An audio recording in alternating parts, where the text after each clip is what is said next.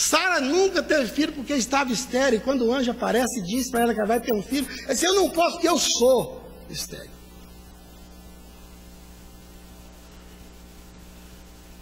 Você não é o seu passado.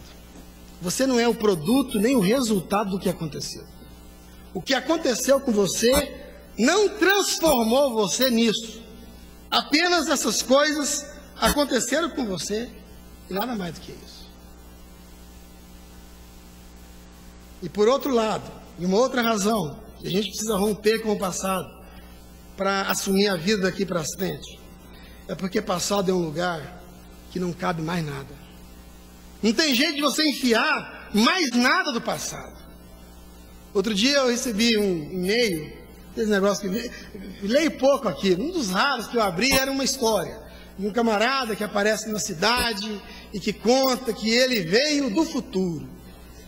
Ele veio do futuro, igual o Arnold Schwarzenegger do Exterminador do Futuro, igual o De Volta para o Futuro, aqueles filmes todos. Ele disse que veio do futuro e que veio resolver alguns problemas aqui da humanidade e que depois ele volta para o futuro. Isso está mais no campo da ficção mesmo.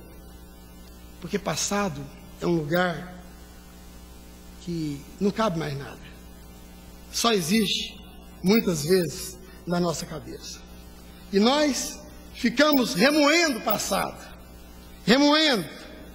E se eu tivesse falado isso? Se eu tivesse dito isso, e se eu não tivesse ido, e se eu tivesse ficado, e se eu tivesse falado, e se eu tivesse escrito, nós somos os prisioneiros, vivemos na época da internet com o pé na caverna, ficamos sempre voltando atrás na nossa cabeça, querendo arrumar alguma coisa no passado, e nós nunca vamos conseguir mexer no passado, porque o passado é um lugar que não cabe mais nada.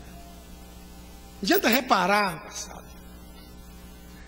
Só faz sentido pedir perdão pelo passado. Se você agrediu alguém, mas não tem jeito de você reparar o passado. Porque é passado. Sabe o que é que Deus faz com os nossos pecados passados? Sabe o que Ele faz? Ele vai lá e arruma. Se eu não lembro, eu esqueço. Passou. Isso é passado. E se o passado é assim, para que ele serve então?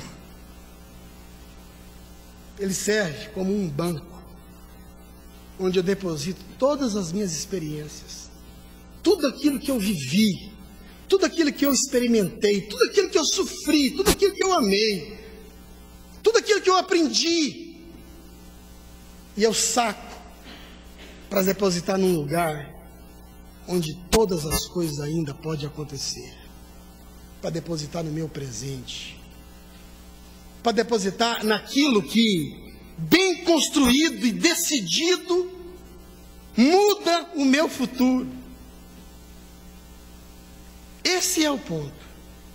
Quando a gente conseguir se desvencilhar isso e entender que a vida vale sempre, que o passado vale pelo que passou, mas que o presente vale e a vida vale também daqui para frente, e fazermos a melhor opção da vida daqui para frente. Interessante que por causa dessa decisão, Deus pega a vida desses meninos que não tinham expectativa e esperança nenhuma, num lugar que a cultura era outra, a vida era outra, a língua era outra. E escreve uma das mais belas páginas na história. Diz que a esses 4 meninos Deus deu a inteligência, a capacidade, a visão, a capacidade de assimilação de toda a cultura, de toda a língua, de toda a inteligência. E o de Daniel, não só isso, mas acoplado a isso, toda a capacidade e inteligência para entender e para interpretar os sonhos e as visões. E mais ainda, no lugar onde eles eram escravos, que não tinham direito a absolutamente nada, Daniel e seus amigos começaram a receber favores de Aspenaz, o chefe dos eunucos, do cozinheiro do rei, E Daniel e seus amigos se tornam primeiro-ministro da Babilônia. E faz com que os seus contemporâneos respeitem e honrem o Deus de toda força, de toda glória. E Deus quer fazer isso comigo e com você. Usar a nossa história. Nós vivemos num mundo que jaz no maligno. Um mundo que judia, que mata, que destrói, que arrebenta, que esbagaça a vida das pessoas. Ninguém é obrigado a acreditar nessas coisas. E ninguém é obrigado a seguir a Jesus. Mas quem resolver seguir, precisa fazer isso com determinação e com coragem, porque um dia, Nabucodonosor pode entrar na sua casa, no lugar mais íntimo que você tem, tirar de lá aquilo que é mais precioso para você para sempre. E aí você vai ter que decidir o que é que você vai fazer com o resto. E nada melhor do que fazer com o resto do que aquilo que a gente também pode fazer com tudo. E o que eu posso fazer com tudo é depositar a minha vida e tudo que eu tenho nas mãos de Jesus de Nazaré. Entregar a Ele a minha vida. Fazer isso com decisão, com uma combinação do coração e com a mente. Dizer: Senhor, tem aqui a minha vida. Tem alguém aqui que quer fazer isso hoje? A gente vive dias muito difíceis. Mas também difícil dentro da normalidade, né, gente? Dentro da normalidade. E a palavra de Deus é uma coisa interessante. Ela sempre é útil. Eu estava falando para os meninos no acampamento agora, meninos de 13, 14 anos, 16.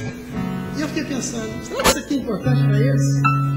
Se não for importante do ponto de vista imediato, é importante do ponto de vista de guardar essas coisas, para que no futuro isso possa se revestir de grande significado.